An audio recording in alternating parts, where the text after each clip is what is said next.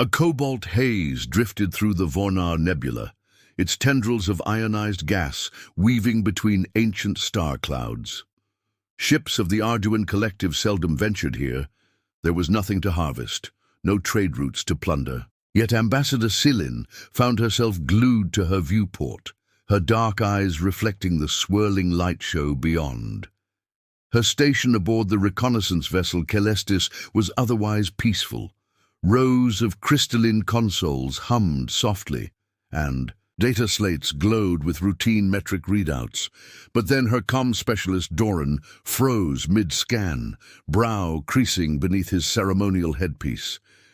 "Ambassador," he whispered, voice taut, "I'm picking up something. A faint subspace signature. I can't place its origin." Selin rose, the hem of her silk tunic whispering along the deck. She stepped beside him, peering at the cascade of green glyphs on his holoscreen. "Play it back, in full spectrum." With a crisp gesture, Doran isolated the transmission. The bridge fell silent as a crackling voice filtered through the speakers. "This is Captain Ilara Thorne of the Elysium's Wrath. We've located the X-47 rift drive and requesting immediate..." The signal fragmented into static, then it blinked back to life, each word laced with a human accent that carried equal measures of pride and apprehension. "Authorization to proceed. Jump coordinates. Ready. Please advise..." Selin's breath caught. The X-47 rift drive wasn't merely experimental, it was theoretical. Last debated in the hallowed halls of the Orion Senate, its fundamentals had been sketched on data slates, then swiftly locked away behind layers of interdict. No species had ever constructed even a single component of the rift drive. Until now, she turned to Doran. "Cross-reference with all known prototypes, archival models, everything." His fingers danced over the interface. "There's no match," he confirmed. Yet the subspace echo patterns line up perfectly with rift topology, tidal shear, echo collapse, hyperresonance. It's authentic. A tremor of disbelief ran through the bridge crew. Selin swallowed the tight knot in her throat, her mind racing ahead. If humans had truly cracked rift technology, they could slip across the galaxy in a heartbeat, bypassing customs blockades, oversight, entire planetary defenses. Wars, commerce, diplomacy, all would be upended. Within the hour, her urgent transmission had summoned an emergency conclave. The Celestis idled on the edge of Ilaros IV's upper atmosphere, while couriers in sleek fighter shuttles darted through hyperspace toward the planet's capital. The crystalline spires of Ilaros IV, refracting. 3 suns gleamed like impossible gemstones against the black void. By the time Selin entered the council chamber, its ceiling a lattice of living crystal, the seats were already filled. The rift-born clans, draped in woven plasma cloaks, murmured among themselves. The Vakari Empress, Jai, hovered in an anti-grav harness, her lavender silhouette flickering through holographic drapery. High councillors from the Solaris Dominion sat in strict rows, their mechanical ocular implants scanning for anomalies. At the head of the dais, League Councillor Ryden's stern visage flickered into hollow presence. "Ambassador Selin of the Arduin Collective," he intoned, voice echoing off the crystalline walls. "You have called this summit on grounds of a subspace anomaly. Present your findings." Selin stepped forward, her dignified posture belying the storm inside her. With a subtle wave, she projected the audio and subspace mapping onto the central holoscreen. The chamber lights dimmed, highlighting the undulating waveform and the jagged pulse of rift harmonics. "What we hear," she began, "is unmistakably the signature of the X-47 rift drive, a propulsion system theorized but never realized. And yet a human vessel claims to have activated it." She paused, letting the weight of the revelation settle. "Today, that vessel traversed our senses." A hush fell. Then Jai's cool voice pierced the quiet.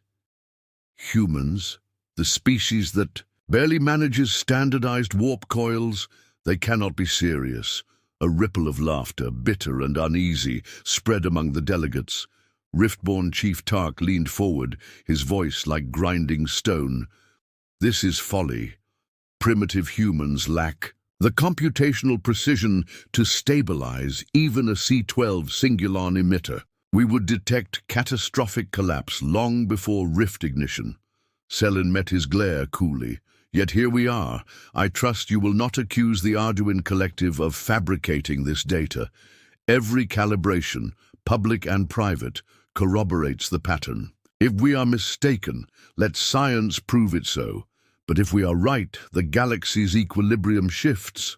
Solaris Chancellor Kirill's hollow projection crackled angrily. Authorization protocols alone span 40 treaties.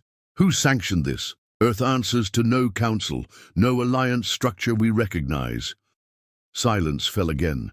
The chamber walls pulsed with latent energy, as though the very planet recoiled at the notion of human hubris. For a heartbeat, the galaxy's custodians eyed one another, suspicion and fear flaring in every alloyed eye. Then Councillor Ryden raised his staff. We cannot rule by conjecture. We will dispatch an investigation fleet to intercept this vessel. In the meantime, all star lanes near human space are to be monitored. Ambassador Selin, coordinate with our science division, we will get to the bottom of this, by force if necessary. Selin inclined her head. Understood, Councillor. I will marshal my team at once. As the session adjourned, she lingered in the shadow of the chamber, staring at the hollow screen's fading ripples. The silent beacon of human ambition had ignited a panic among the galaxy's guardians, panic born of a civilization they long dismissed as trivial. But Selin felt something else, a spark of grudging respect. Because now, more than ever, the galaxy would know that humankind was no longer to be underestimated. And whichever path lay ahead, cooperation, conflict, or something undiscovered, they would stride into it with engines blazing. Earth's orbital shipyard floated like a silver lotus against the sea of stars, its vast rings bristling with gantries and maintenance arms. Hidden within one of the lesser docks, unmarked in any official registry, lay the Elysium's Wrath. From the outside, her hull appeared unremarkable, an Earth-standard frigate retrofitted with experimental drive conduits and dozens of external sensor pods. But inside her belly, the culmination of humanity's audacious gamble glimmered. Captain Ilara Thorne stood at the foot of the central access ramp, watching her crew swarm like engineers conducting a cosmic ritual. Steel-toed boots clanged on grated flooring. Soft amber lights traced the contours of the rift chamber, where bundles of superconducting coils arced around a transparent prism of engineered crystal. This was the X-47 Rift Drive, the combination of stolen alien schematics, brute force human ingenuity, and late-night hacking of ancient Galactic Senate research logs. "Captain," Lieutenant Marek reported, voice thick with wonder. He adjusted. A cluster of holo-controls that hovered before him. Magnetic containment at 90%, crystal resonance within safe parameters, fusion core feeding at designated throughput. Ilara's heart hammered. Months of clandestine transmissions, coded deep links to off-world salvage yards, and the quiet acquiescence of a few wealthy backers had led them here. No government on Earth knew the truth. Under the guise of decommissioning derelict cargo ships, they'd acquired rift drive fragments piece by piece. Now those fragments were welded together, soldered with human determination and tuned with the stubborn optimism that had driven explorers for centuries.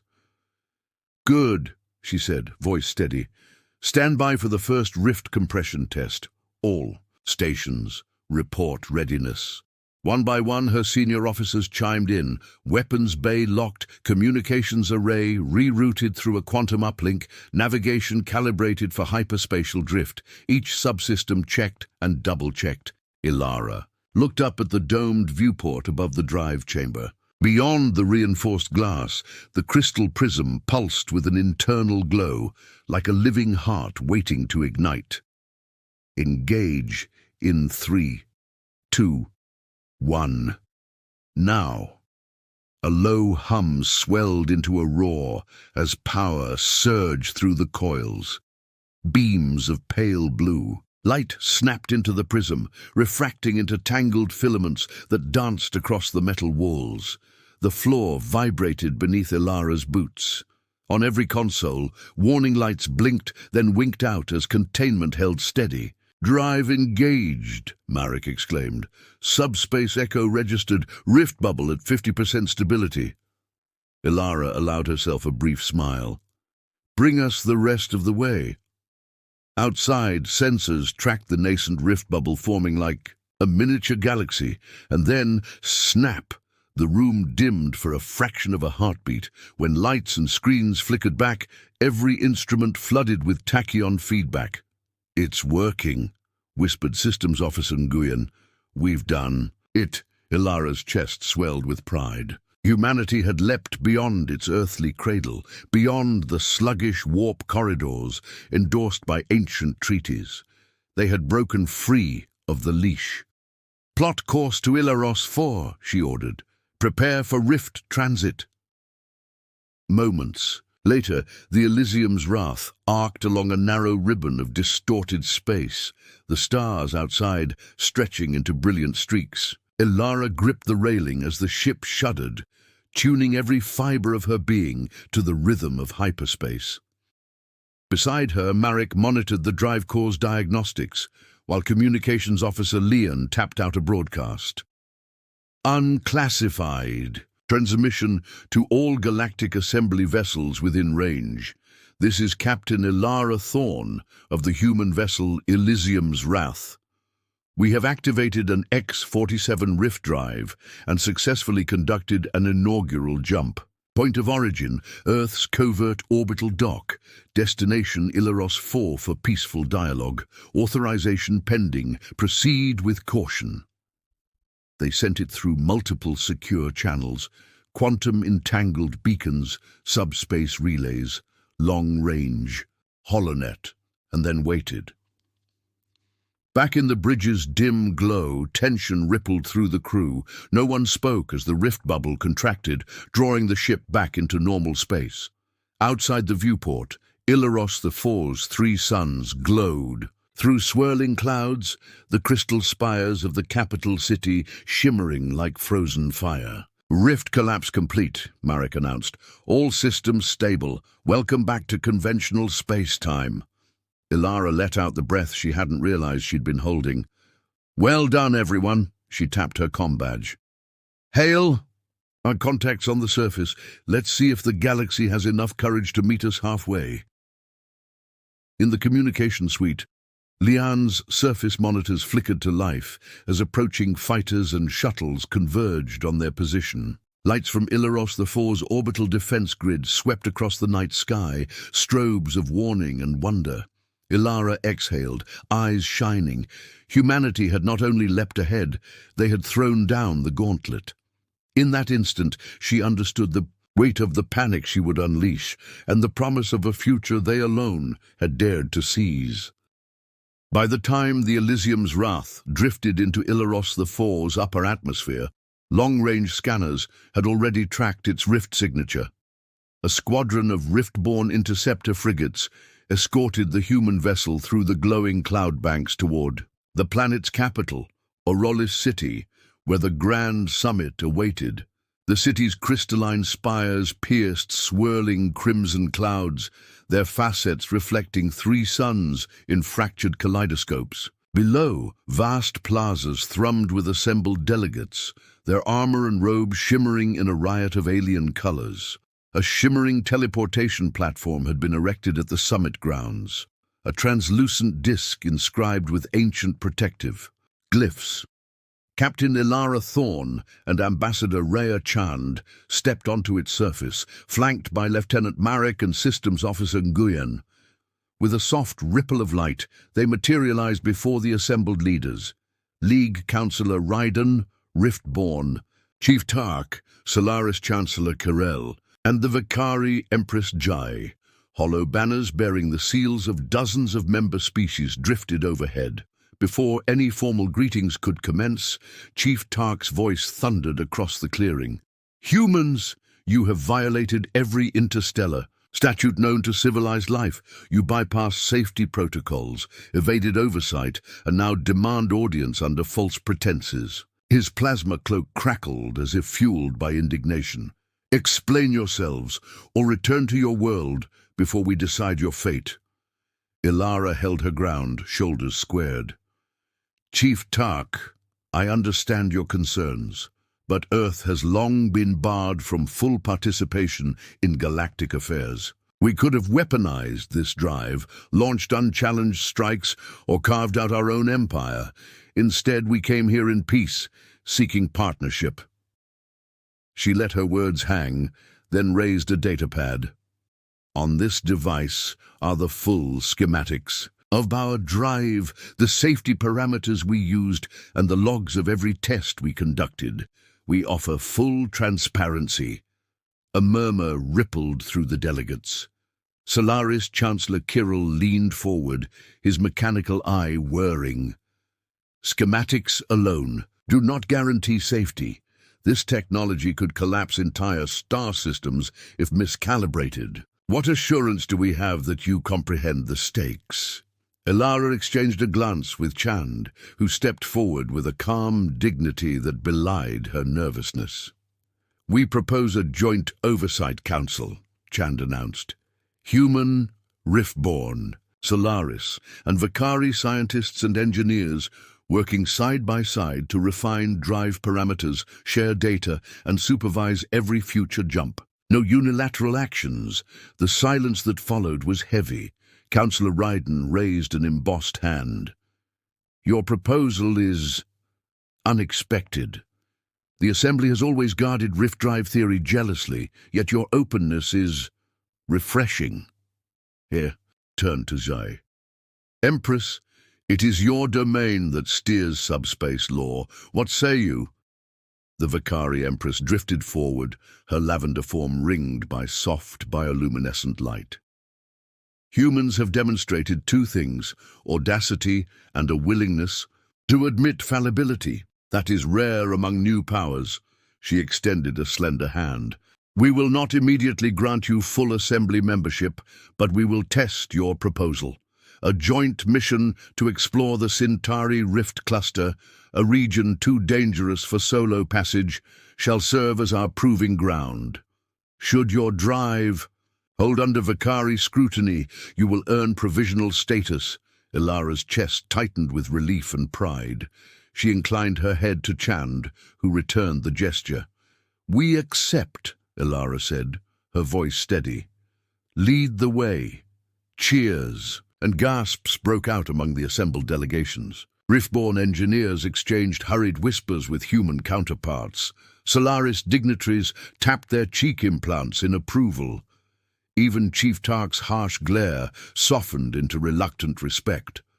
Above them, the three sons of Ilaros the Four shone, down on a fragile alliance born of panic, promise, and the unlikeliest of partners, humankind. A fortnight later, the mixed-species armada, 5 Riftborn scout corvettes, 3 Vakari research tenders, 2 Solaris science cruisers, and the lone human frigate Elysium's Wrath, slid through the crystalline maelstrom of the Centauri Rift. The region's unstable subspace currents shimmered around them like living auroras, each wave threatening to tear a ship apart if its drive wasn't perfectly tuned. Captain Ilara Thorne stood on the bridge of her flagship, eyes fixed on the holoscreen where Riftborn navigator Cthulhu traced eddying flow lines. Beside him, Vakari physicist emissary Yishril and Solaris engineer Chancellor Kirill's chief technician Lisan adjusted their respective consoles, each working in careful concert with Human Systems Officer Nguyen. Channel 3, Ilara instructed. Let's hear Riftborn diagnostics on that last fluctuation. Cthulhu's barbed voice crackled through the comm. Magnetic shear spiked by 87%, beyond nominal, but containment held due to the human coil matrices.